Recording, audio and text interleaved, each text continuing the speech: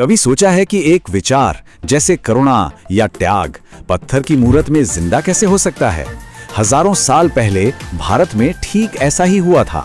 आज हम भारत की दो महान परंपराओं बौद्ध और जैन धर्म की इसी कलात्मक यात्रा पर चलेंगे और देखेंगे कि कैसे एक विश्वास, एक आस्था पत्थर में ढल गई। तो सवाल यही है ना कि एक फलसफा, एक सोच पत्थर कैसे बन जाती है? कैसे शांति और अहिंसा जैसे गहरे विचार इतने बड़े बड़े मंदिरों और मूर्तियों में बदल जाते हैं? चलिए इसी दिलचस्प सफर पर आगे बढ़ते हैं और इसका जवाब ढूंढते हैं। तो आगे हम क्या क्या देखने वाले हैं? सबसे पहले हम दोनों धर्मों की जड़ों को जानेंगे, फिर बौद्ध कला की करुणा को समझेंगे और उसके बाद जैन कला की तपस्या, और आखिर में हम देखेंगे कि इन दोनों रास्तों ने मिलकर हमारे लिए क्या विरासत छोड़ी है। तो चलिए शुरू करते हैं हमारे पहले हिस्से से। इसका नाम है एक साझा आध्यात्मिक जागृति। ये उस क्रांति की कहानी है जिसने कला को हमेशा के लिए बदल दिया। चलिए जरा समय में पीछे चलते हैं। आज से करीब 2500 साल पहले उस वक्त भारत में एक बड़ी वैचारिक उथल-पुथल चल रही थी। जो पुरानी जटिल परंपराएं थीं, लोग उनसे हटकर कुछ नया खोज रहे थे, एक सरल, सादा और नैतिक रास्ता। और ठीक इसी माहौल से निकले दो नए रास्ते, बौद्ध धर्म और जैन धर्म। तो देखिए, एक तरफ थे बहुत मुश्किल बड़े बड़े यज्ञ और दूसरी तरफ इन नए धर्मों ने सिखाया शांति, अहिंसा और सादगी। और बस यही फर्क, यही नई सोच उनकी कला की आत्मा बन गई। ये वो कला थी जो सिर्फ महलों के लिए नहीं थी, ये आम लोगों के लिए थी, उन्हें सिखाने के लिए थी। अब आते हैं हमारे दूसरे हिस्से पर, करुणा की कला। यहां हम देखेंगे कि बौद्ध दर्शन का जो नजरिया था वो कला में कैसे उतरा। यहां एक बहुत ही दिलचस्प बात है। जानते हैं, शुरू में बुद्ध की मूर्तियां बनती ही नहीं थीं। कलाकार उन्हें सीधे नहीं दिखाते थे, बल्कि प्रतीकों यानी सिंबल्स के जरिए दिखाते थे।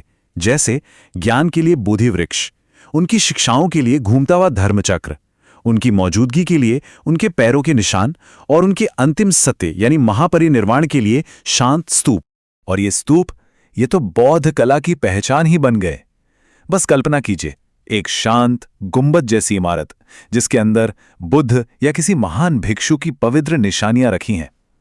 यह सिर्फ एक इमारत नहीं थी, यह शांति और श्रद्धा का एक जीता जागता केंद्र था।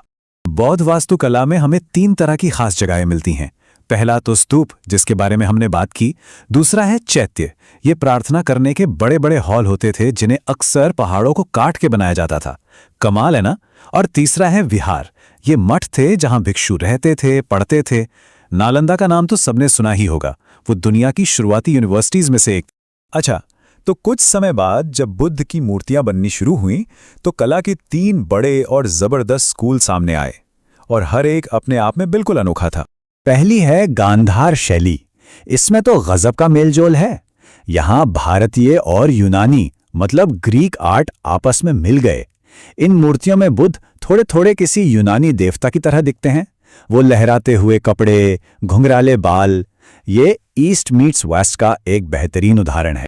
वहीं दूसरी तरफ गांधार से एकदम अलग है मथुरा शैली। ये बिल्कुल देसी थी। यहां बुद्ध का चेहरा गोल और मुस्कान शांत होती थी। यहां जोर बाहरी सुंदरता पर नहीं, बल्कि मन की भीतरी शांति को दिखाने पर था। और फिर हम चलते हैं दक्षिण भारत, जहां हमें मिलती है अमरावती शैली। अरे ये तो कहानियों का खजाना है। यहां के पत्थरों पर बुद्ध के पिछले जन्मों की रोमांचक कहानियां यानी जातक कथाएं इतनी खूबसूरती से उकेरी गई हैं कि लगता है पत्थर भी बोल उठेगा। चलिए अब आते हैं तीसरे हिस्से पर, तपस्या की कला। अब हम बौद्ध धर्म की करुणा से निकलकर जैन धर्म के आत्मसंयम और अनुशासन की दुनिया में चलेंगे। देखिए, जैन कला का जो मूल विचार है वो है त्याग, तपस्या और आत्मनियंत्रण। और ये चीज उनकी कला में साफ साफ दिखती है।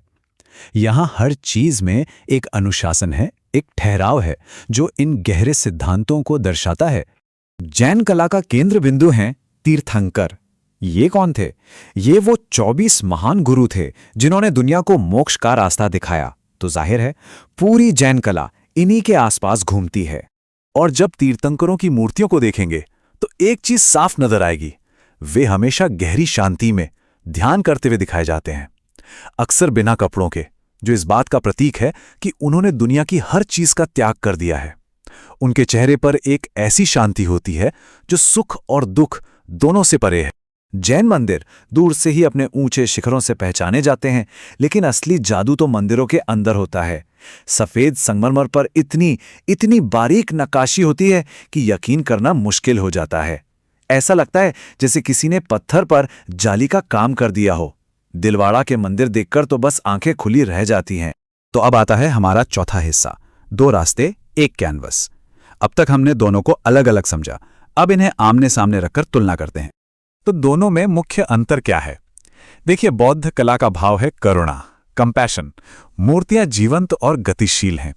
वहीं जैन कला में वैराग्य यानी डिटैचमेंट का भाव है। मूर्तियां एकदम शांत और स्थिर हैं। बौद्ध कला बुद्ध के जीवन की कहानी कहती है, तो जैन कला 24 तीर्थंकरों को सम्मान देती है। एक तरफ भावना है, दूसरी तरफ स्थिरता। और अब हम आ गए हैं अपने आखिरी हिस्से पर, पत्थर में एक विरासत। आखिर इन कलाओं ने हमारी विरासत पर क्या असर डाला? इन्होंने हमें क्या दिया? इन दोनों परंपराओं ने मिलकर भारतीय कला को एक नैतिक आधार दिया। कला अब सिर्फ महलों की चीज नहीं रही, वो आम लोगों की जिंदगी से जुड़ गई। इन्हीं मूर्तियों और मंदिरों के जरिए भारत के विचार पूरे एशिया में फैले और कला लोगों को सिखाने का एक जरिया बन गई।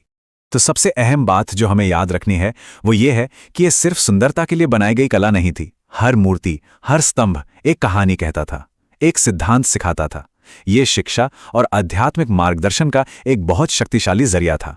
और ये सब हमें एक बड़े सवाल पे लाके छोड़ता है। सोचिए, हमारे समय की, आज के ज़माने की कौन सी सोच, कौन से विचार हैं जो भविष्य की कला में जिंदा रहेंगे? आज हम जो बना रहे हैं वो आने वाली पीढ़ियों को हमारे बारे में क्या कहानी सुनाएगा?